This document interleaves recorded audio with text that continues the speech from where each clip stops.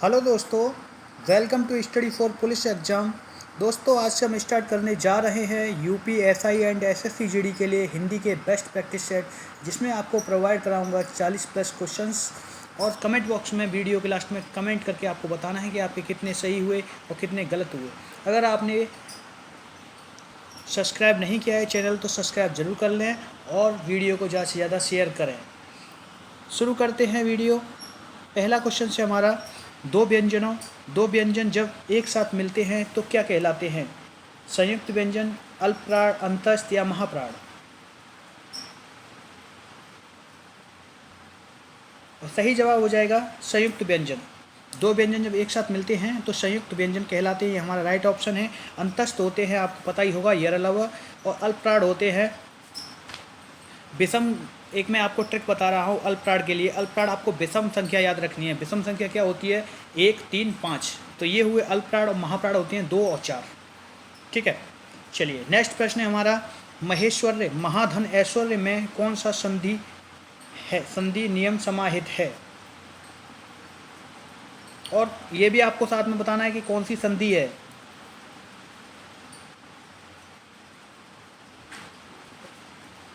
Question number 2 का सही answer हो जाएगा ऑप्शन नंबर डी। आ प्लस ए बराबर बनता है ए, यानी कि इसमें आपकी वृद्धि संधि है। इसमें 2 मात्राएं आ जाती हैं, इसमें आपकी वृद्धि संधि है। नेक्स्ट प्रश्न है, प्रश्न संख्या 3 में आपको देखिए ध्वनियों को जोड़ना है, यानी ध्वनियाँ देखनी है किससे कौन संबंधित है। काफ़ी इजी क्वेश्चन है, आप अच्छे से कर सकते हैं। देखिए हाथी क्या करता है? हाथी चिंघाड़ता है। मेंढक क्या करता है? आपको पता हुआ टर्राता है मेंढक। बरसात के दिनों में आए दिन निकल आते हैं तो आपने देखे होंगे टर्राते हैं। ठीक है, आप गांव में अगर आपके घर होते हैं तो आपको दूर दूर से आवाज़ें सुनाई देती हैं मेंढकों के टर्राने की। और बंदर क्या करता है? बंदर खो खो करता है। और सांप फुफकारता है। तो ये ऑप्शन आप किस में हैं तो देख सकते हैं।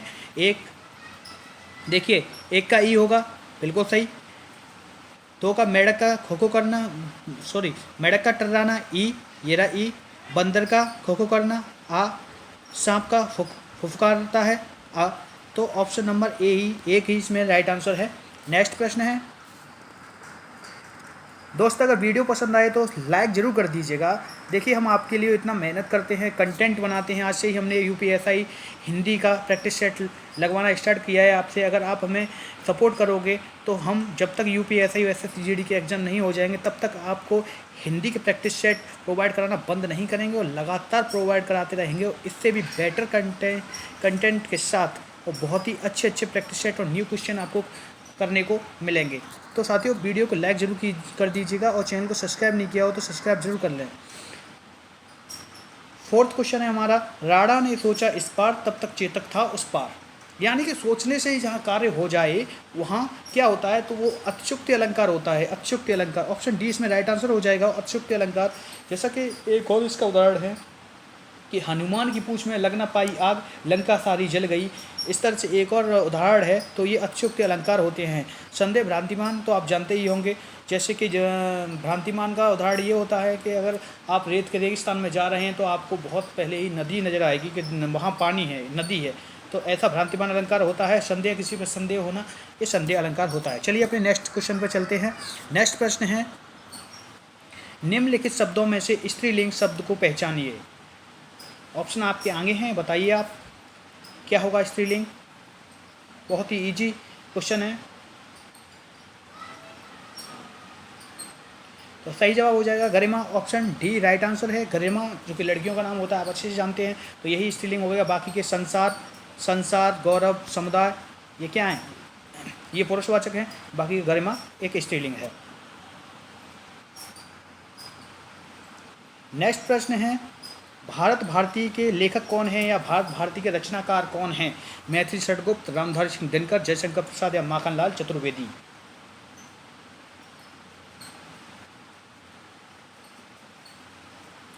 तो राइट आंसर हो जाएगा, देखिए ऑप्शन नंबर ए मैथिली षटगुप्त। मैथिली षटगुप्त यह काव्य कृति वर्ष उन्होंने 1912 और 1913 में लिखी थी। ये आप भी याद रखिएगा। ऐसे भी पूछ लिया जाता है कि यह कृति कब लिखी थी, तो 1913 याद रखिएगा।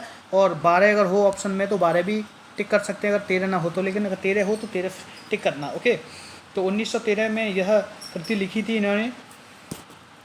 नेक्स्ट प्रश्न है हमारा प्रश्न संख्या 7। निम्न में से सर्वनाम शब्द है। सर्वनाम बताइए। दान, भंजन, भजन, कुछ या पढ़ना।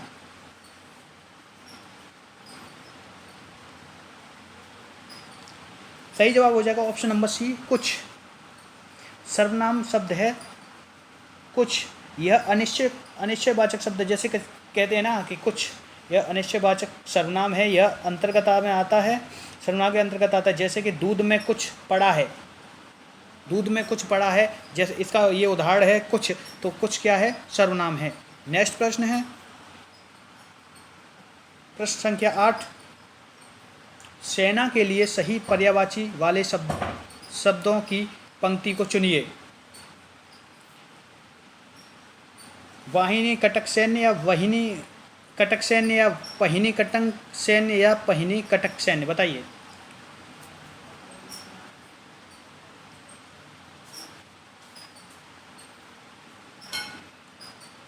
सही जवाब हो जाएगा ऑप्शन नंबर ए, वाहिनी कटक सैन्य, जैसा कि सीधा आपको लिखा दिख रहा है।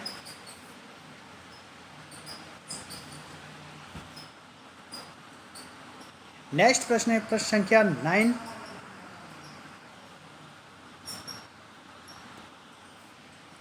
कौन सा शब्द बहुवचन है? हवा, आग, समाचार, वर्षा।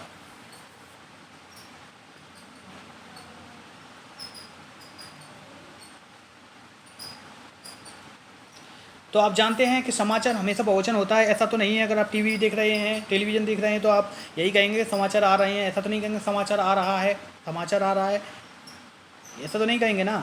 लेकिन हाँ, हवा, आग, वर्षा, हवा आ रही है, आग लग गई है, वर्षा हो रही है, ये एक वचन है। लेकिन समाचार आ रहे हैं, समाचार आ रहा तो नहीं बोल सकते ना, समाचार आ रहे हैं, यह बहुवचन है। ऑप्शन सी राइट आंसर है। नेक्स्ट प्रश्न पे अपने चलते हैं, प्रश्न संख्या 10। दोस्तों, अगर वीडियो पसंद आ रहा है तो लाइक ज़रूर कर लीजिएगा, लाइक ज़रूर कर लीजिएगा, और वीडियो को शेयर कर लीजिएगा, ज़्यादा से ज़्यादा लोगों को जोड़िए। जहाँ पहुँचा न जा सके के लिए एक शब्द निम्न में से कौन सा है? अपोच या अपोचा या अगम्य या आगम्य, बताइए। जहाँ पहुँचा ना जा सके, बहुत ही ईजी है। सही जवाब हो जाएगा ऑप्शन सी, अगम्य, जहाँ पहुँचा ना जा सके, और गम्य जहाँ पहुँचा जा सके। चलिए नेक्स्ट प्रश्न पे आते हैं, प्रश्न संख्या 11। मोहन पुस्तक पढ़ता है, यह वाक्य कर्मवाच्य में होता है, बताइए। मोहन पुस्तक पढ़ता है, यह वाक्य कर्मवाच्य में होता है। कैसे सेट करेंगे इसे, कैसे, बताइए, कर्मवाच्य में। सही जवाब हो जाएगा ऑप्शन नंबर सी, मोहन पुस्तक पढ़ता है, यह वाक्य कर्मवाच्य में हो जाएगा। फिर उसके बाद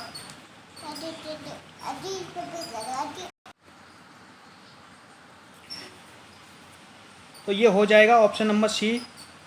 और ये कैसे हो जाएगा कर्मवाच्य में, वो आपको बता दे रहा हूँ। मोहन से पुस्तक पढ़ी जाती है, ये हो जाएगा मोहन से पुस्तक पढ़ी जाती है, यह कर्मवाच्य हो जाएगा। ऑप्शन सी राइट आंसर है। नेक्स्ट प्रश्न में चलते हैं, प्रश्न संख्या 12। निम्नलिखित में से क्या एक यौगिक क्रिया विशेषण है? क्रिया विशेषण बताना है आपको, प्रतिपल, यहाँ तक, झटपट या कुछ न कुछ।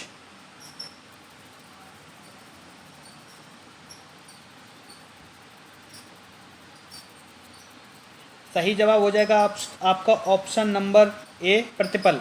प्रतिपल एक यौगिक क्रिया विशेषण है। नेक्स्ट प्रश्न है प्रश्न संख्या 13। वीर शब्द का भाववाचक संज्ञा बताइए। वीर, वीरता, भीरू या वीरान या वैरी, बताइए। वीर का शब्द बताना है आपको। वीर से क्या बनता है? वीर से बनती है, ऑप्शन ए राइट आंसर हो जाएगा, वीर से वीरता। जैसे कि ममता से हो जाता है ममत्व की भाववाचना हो जाती है, ठीक है। ज्ञान से क्या हो जाता है? ज्ञान से ज्ञानत्व हो जाता है। ऐसे ही वीर से हो जाता है वीरता। नेक्स्ट प्रश्न है प्रश्न संख्या 14। यहाँ ऊहाँ दुई बालक देखा, मत ब्रह्म मोरी की आन बिसेखा। देख राम जननी अकुलानी, प्रभु हसि दीन मधु मुस्कानी। उपयुक्त पंक्तियों में कौन सा रस है? यह आपको बताना है। सही जवाब हो जाएगा इसमें ऑप्शन नंबर डी, अद्भुत रस। ऑप्शन डी राइट आंसर हो जाएगा इसमें, अद्भुत रस होगा इसका। ओके, नेक्स्ट है प्रश्न संख्या 15।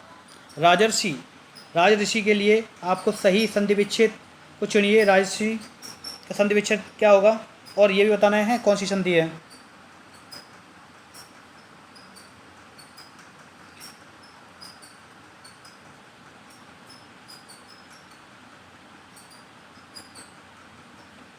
सही जवाब हो जाएगा राजर्षि, ऑप्शन नंबर बी, राजा धन ऋषि बराबर राजर्षि। इसमें गुण संधि है आपकी। एक आपको ट्रिक बता दे रहा हूँ गुण संधि का। देखिए, ए ओ और ये ऋषि, अगर ये मात्रा 3 अगर आपको दिखती हैं तो बिना कुछ सोच समझे गुण संधि पर टिक कर दीजिएगा। ओके, ये गुण संधि का एक बहुत ही इंपॉर्टेंट ट्रिक है। चलिए नेक्स्ट प्रश्न है,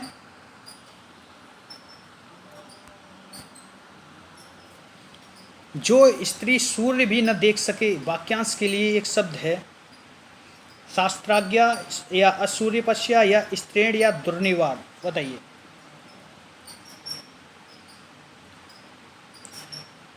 जो स्त्री सूर्य भी नहीं देख सके उसे बोला जाता है असूर्यपश्या। ऑप्शन बी राइट आंसर होगा। नेक्स्ट प्रश्न है,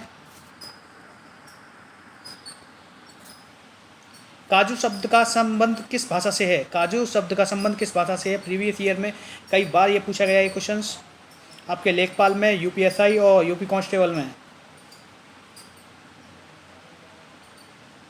काजू शब्द का संबंध फ्रांसीसी भाषा से है, जो कि ऑप्शन सी राइट आंसर होगा। नेक्स्ट प्रश्न है,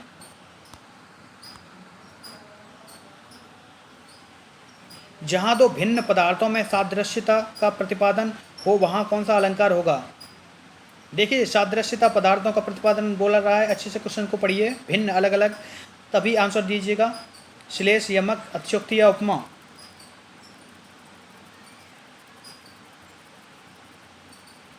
राइट आंसर इसमें हो जाएगा ऑप्शन नंबर डी, उपमा अलंकार। जैसे चंद्रमुखी, चंद्रमा, यानी कि उसके जैसा हो मुख, चंद्रमुख तो चंद्रमा, इसीलिए इसमें उपमा अलंकार है। चंद्रमा के समान मुख वाला या मुख वाली। नेक्स्ट प्रश्न है, निम्नलिखित में से आकाश का पर्यायवाची शब्द नहीं है। आकाश का पर्यायवाची नहीं है बताना है आपको। 3 आकाश के दिए गए हैं, बाकी का 1 आकाश का नहीं है।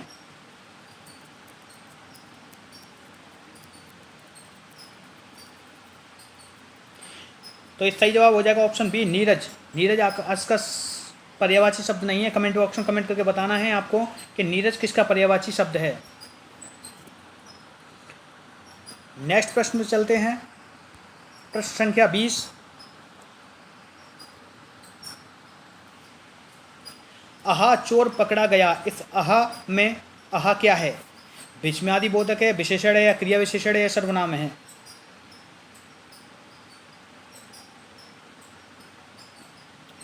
सही जवाब हो जाएगा ऑप्शन नंबर 1, विस्मयादि बोधक। आहा, ओहो, ये ऐसे शब्द होते हैं, ये विस्मयादि बोधक ही कहा जाता है इन्हें। नेक्स्ट प्रश्न है प्रश्न संख्या 21। प्रश्न में 3 वाक्यांश दिए गए हैं। त्रुटि वाले वाक्यांश को चुनें और उसके अनुरूप ए, बी, सी पर चिन्ह लगाएं। वाक्य में अगर त्रुटि नहीं है तो आप डी पर चिन्ह लगा सकते हैं। चलिए बताइए, हमारी एक देख लीजिए आपको, हमारी दुग्धशाला में शुद्ध गाय का घी बिकता है। मिलावट सिद्ध करने पर 5,000 रुपये का पुरस्कार प्राप्त करें। हमारी दुग्धशाला में शुद्ध गाय का घी बिकता है, मिलावट सिद्ध करने पर 5,000 रुपये का पुरस्कार प्राप्त करें। बताइए इसमें त्रुटि है या नहीं। अगर त्रुटि है तो किस में है, और अगर नहीं है तो ऑप्शन डी आपका करेक्ट है। ही बताइए। तो सही जवाब हो जाएगा ऑप्शन नंबर ए, हमारी दुग्धशाला में शुद्ध गाय नहीं होगी। गाय का यहाँ गलत कर दिया है, शुद्ध गाय का नहीं होगा, यानी गाय पहले आएगा, उसके बाद आएगा शुद्ध गाय का शुद्ध घी बिकता है, ये होता तो सही हो जाता, यानी कि ऑप्शन नंबर ए ही हमारा राइट आंसर है, यही गलत है। नेक्स्ट प्रश्न है, प्रश्न संख्या 22 है, होठों की आकृति के आधार पर निम्नलिखित में से कौन सी अव्रतमुखी है, अव्रतमुखी स्वर है, बताइए।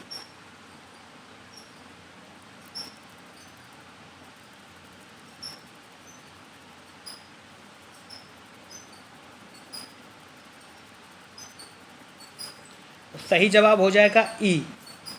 ई अव्रत मुखी स्वर है, ऑप्शन ए राइट आंसर होगा। नेक्स्ट प्रश्न है,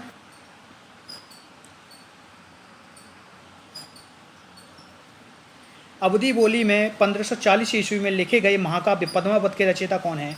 मलिक मोहम्मद जायसी हैं, अब्दुल रहीम खान खाना है, या कबीर हैं, या अमीर खुसरो हैं, बताइए। अवधी बोली में 1540 ईस्वी में लिखे गए महाकाव्य पद्मावत के रचयिता कौन है?